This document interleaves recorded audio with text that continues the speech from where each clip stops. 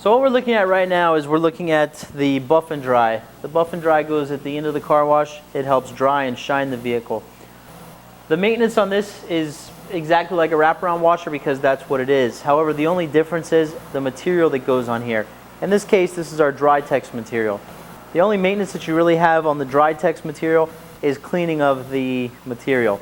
The frequency in which the material will have to be cleaned will determine on the amount of use. Some car washes it may be weekly, some car washes it may be monthly.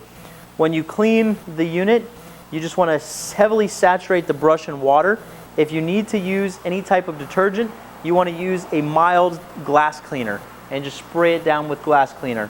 We recommend that after you do that, you thoroughly rinse the brush and then you allow it to spin dry overnight, and when you come in the morning, the brush should be ready to return to use.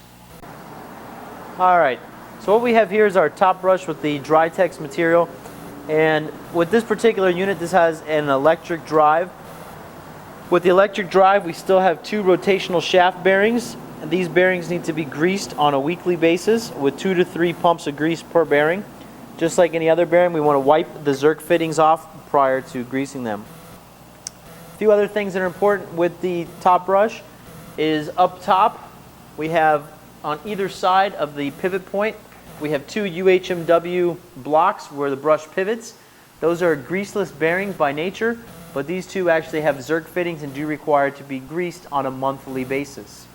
On the back side of the top brush, I don't know if you can see it on the camera, but we have bumper stops.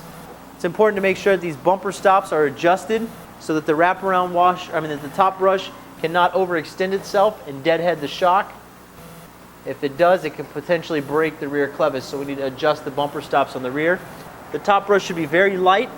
It should go up and float back down very gently. It should only weigh somewhere around 8 to 10 pounds is all you want for washing pressure. And we're looking for about 2 to 3 inches of penetration on the brush itself. If you're getting not enough penetration or too much penetration, we can adjust the weight on the back of the counterweight. We have a maintenance video that shows you how to do that if you need to watch the video to learn how to adjust that. And that is the basic maintenance on our top brush.